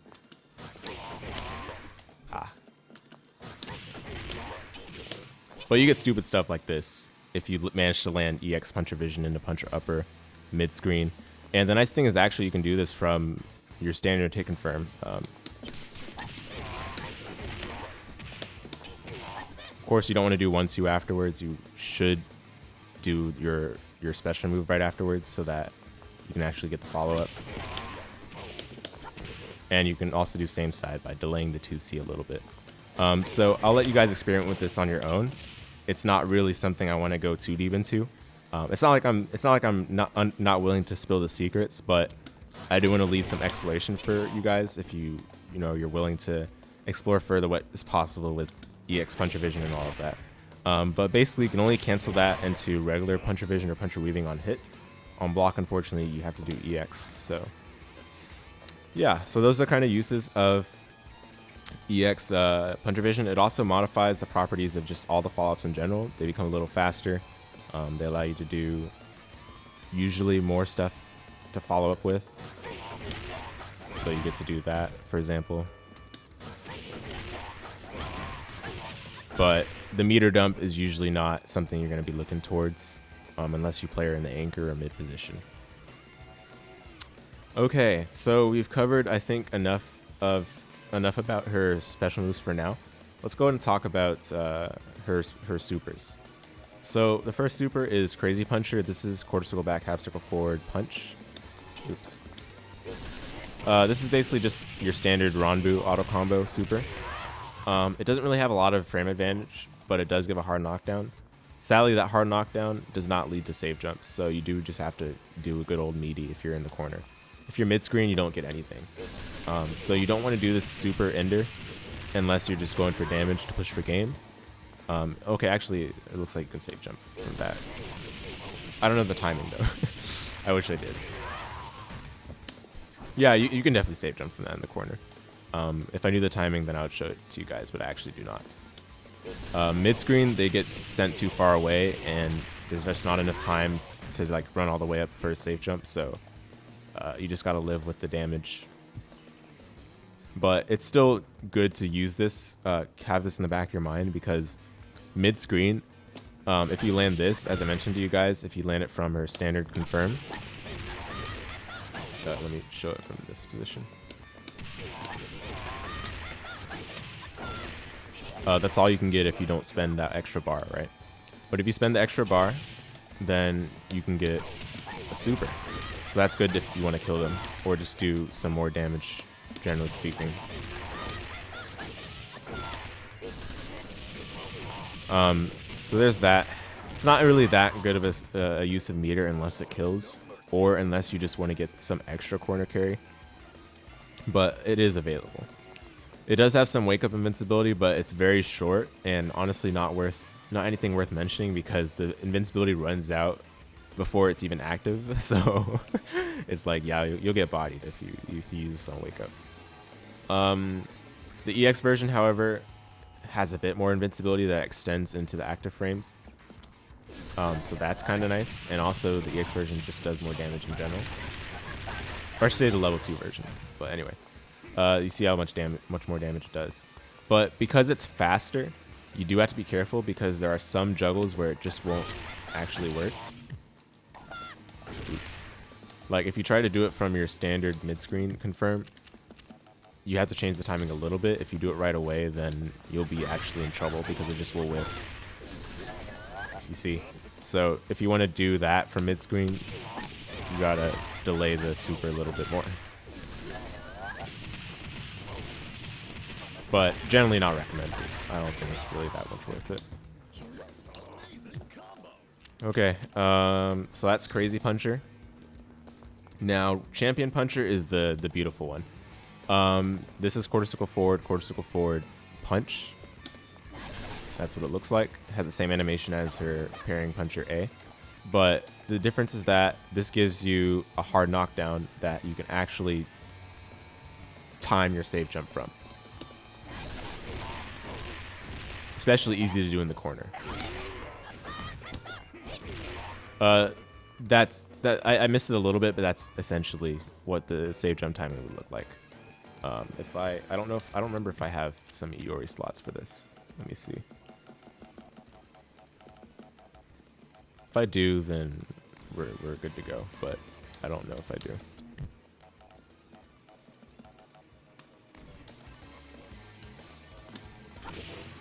Yeah, I do. Okay, perfect. So in the corner, you can get a safe jump from this very easily. The timing is you do A dash puncher. Oops. It's better to button hold it, because, you know, it allows the timing to be a bit easier. And then you just do full jump.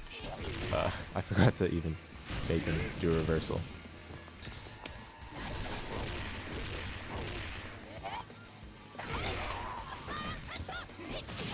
Okay, I mistimed it just a little bit, but basically that's supposed to be a safe jump. Now the thing about Champion Puncher is that it does less damage than her other, so there's a safe jump there. It does less damage than her other super, but because it gives you more frame advantage afterwards, it's better to use mid-round for some just damage extension after your standard, you know, corner combos or whatever you have. Mid-screen, you know, if you use this mid-screen, it's generally hard to land this mid-screen because a lot of Vanessa's combos just take you so far to the corner. But there are multiple frame kills and safe jump setups you can use in order to make use of this mid-screen. Worth noting about this move, it has a little bit of invincibility on wake up, but again, it doesn't extend into the active frames, so you'll just get bodied if you use this on wake up. A nice little fun fact, this used to be an overhead. It's since been changed to a mid ever since actually 1.62. This has been an overhead for a long time actually, but you know, unfortunately they changed a lot of the cheese in the recent patch, so this was one of them. The EX version just does a little bit more damage and looks a lot sicker. You can use it to advance cancel from Crazy Puncher. if you just want to tack on a bit more damage for a safe jump afterwards. But generally, the better way to do it is to do Champion Puncher into Crazy Puncher, because that actually gives you more damage. The problem with doing Champion Puncher, the problem with doing Crazy Puncher first is that it scales the combo a lot, scales the follow-up a lot, so you won't be able to get as much damage from the Champion Puncher. But you will at least end with the safe jump a lot more easily if you do it in that order. But generally, if you want to kill more easily, then you should do level 1 Champion Puncher into EX Crazy Puncher. That's like your kill order. So see how that does much more damage, is 495. Alright, and then last but not least, her climax. So her climax is Infinity Puncher. It's just her standard climax input, and then she does a little cool punches from her weaving stance. You know, not really much to say about it. It has invincibility, as do all climaxes, but I mean, you're not really going to be using this other than the situations where you use another character's climax, which will not really come up for Vanessa unless you play her in the anchor position. Alright guys, so that's enough with her moves. Let's talk about just some basic stuff, some basic ideas that will allow you to play her wherever you will play her. So, in my opinion, she's best suited for point or mid position. Both of these positions allow for her to utilize her very efficient damage for how much meter you spend for it. And also these positions allow for her to build meter for the characters that are behind her, so that those characters can meter dump if they need to, or they can make use of the defensive options that they have. Now, notice how I said defensive options. Unfortunately, Vanessa lacks them.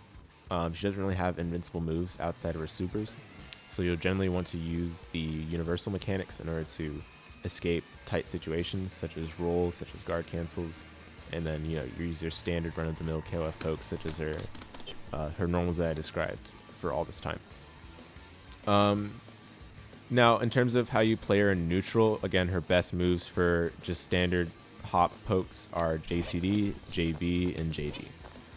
For jump-ins, you want to use j.C most of the time. You can also use j.D and jump CD. Jump CD is still good for everything, no matter what. For neutral, generally you just want to be evasive. You want to make use of all her methods of moving. Her backdash moves her pretty far, but you can still get clipped in the beginning by upper oriented moves. It does have low invincibility, as does every other character's backdash in this game, but it doesn't move her as far as in previous games, so you do want to be careful about how far you're moving back. If you want to move back in a pinch, you're much better suited to use her vision. That'll give you some upper body invincibility as well, which is not something fulfilled by her backdash ordinarily. If you want to, if you want to be really evasive, you can chain her her vision with her other moves that you just normally use in KOF neutral. But you got to be very precise with it. If you mess up, you start getting Shatter Strike like I've gotten a couple of times, or you just might get hit. In terms of some standard basic combos to get you guys started, generally if you want to just do your brain dead run-of-the-mill confirm, you can just do crouched lights, so crouch B, crouch A, crouch A, and then you do 1-2 puncher into dash puncher A, and then you do sweep. The sweep doesn't have to be canceled by puncher vision.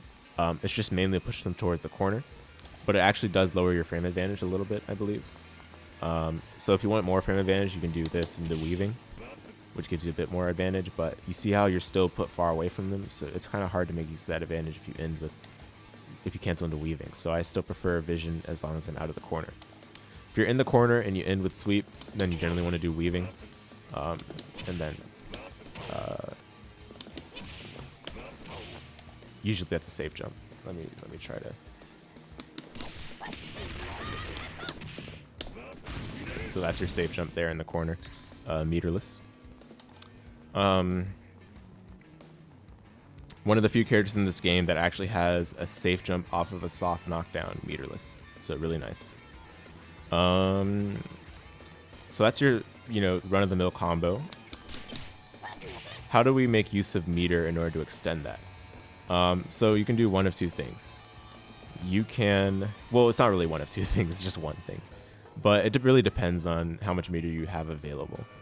So I guess we'll just call it one or two things. So if you do 1-2 puncher, you can do EX machine gun puncher, which launches them up and allows you to do dash puncher afterwards. So you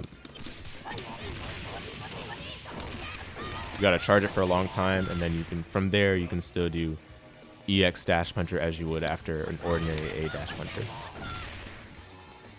So to put it all together,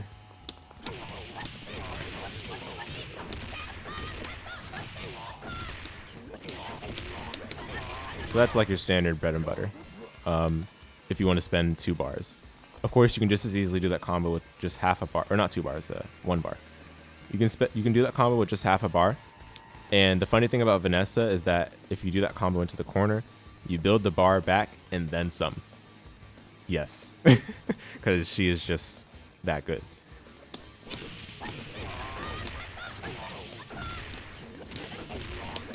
So notice I built the bar back and then some. Like, it's beautiful. This is why I love playing her point. And of course, if you're not close enough to the corner, then sadly, you don't get as much. So you do go a little bit meter negative, but you do push them towards the corner, so it's not that bad. So that's like her standard bread and butter stuff. Like, in terms of the ender that I used after the EX dash puncher, it's puncher vision into dash upper. Or sorry, puncher vision into puncher vision into puncher upper. And then you do weaving to cancel the puncher upper. Hold that and then do heavy vision, heavy backwards vision from the weaving. So basically it's like quarter circle forward B into 6A, and then you do quarter circle back A into back D, and then you do forward C. So basically, so far that would look like this. And then to cancel that puncher straight, which is puncher vision into forward C, you then do puncher weaving C into parrying puncher A, which is just back A. Putting it all together, that's going to look like this. So that's your standard corner ender if you just want to get the standard safe jump from it. And the safe jump, as I mentioned earlier, you kind of have to manually timing it. It's very difficult to get the proper frame kill. What I used to do was basically hyper jump, which is technically a safe jump still, but against 4-frame reversals, it's actually not a safe jump. As you saw, I got punished. So that is why it's preferable to just do if you want to get a tight safe jump that's safe against 4-frame reversals, better to do this sort of manual timing, which is press whatever button you want at a certain time between the ender and the jump, and then you just do hop and then your jump normal of choice. And that'll save jump.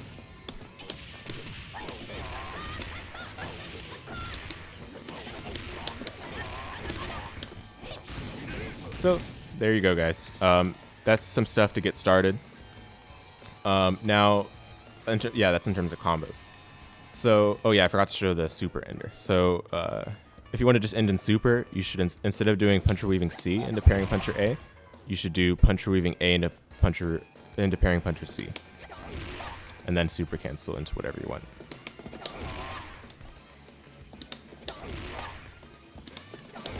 It's pretty hard to do crazy puncher right after, but if you want to get used to it, you'll have to just practice it. That's preferable because it gives you a lot of frame advantage. Okay, so now in terms of tricks I like doing, there's one thing that you can do off of the standard bread and butter ender, which is, it'll look like this, right?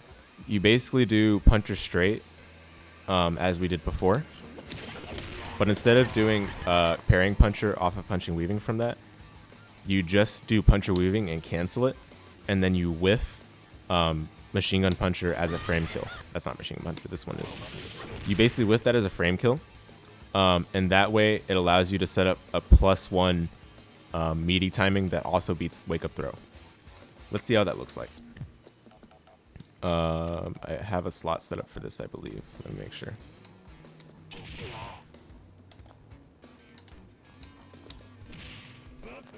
Nope, that's the one for blocking.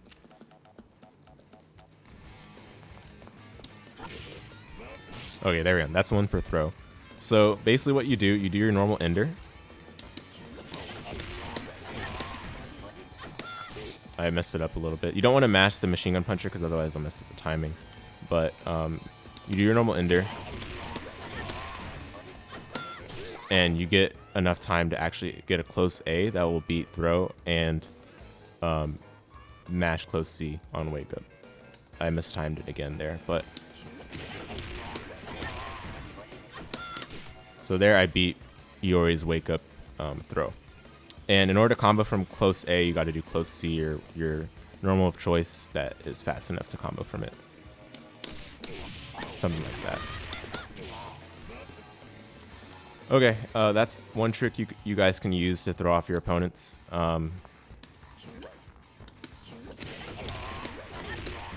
Whoops.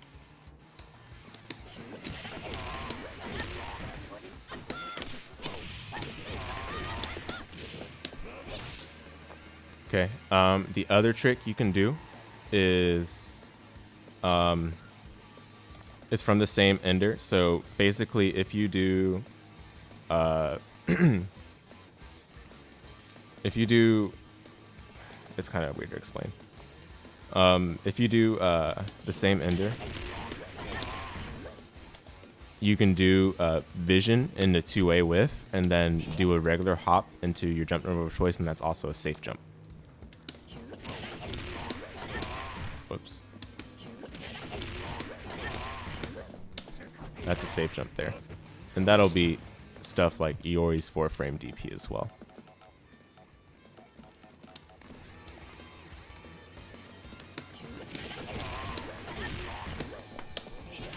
I mistimed it there. You have to do it pretty tightly for that, though. So there you go. That's your safe jump from the same ender. And that's auto-timed, thankfully. Let's see, anything else? Oh yeah, so off of throw, your safe jump for Vanessa is the same as what you guys just saw. It's basically just vision. You can do either vision, doesn't matter. Preferably D vision so that you get farther distance. You whiff 2A and then you jump into your jump normal of choice. Oops, you don't want to whiff 2C, otherwise you don't get the safe jump, obviously, but you guys get the point. Mistimed a little there.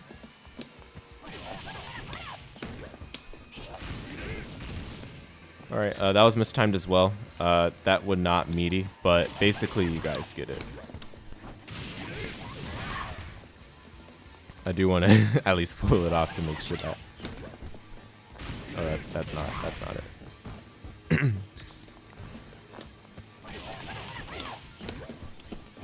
There we go. That was a little bit shoddy of a jump CD, but that's still the correct safe jump timing. I think that's about it. That's probably enough. I think that's definitely an overload for anyone wanting to get into Vanessa, but I told you guys it would be comprehensive. So let's go ahead and shift over now to Elizabeth if you guys don't have any questions. Any questions you have, Tap, or you're chilling for now?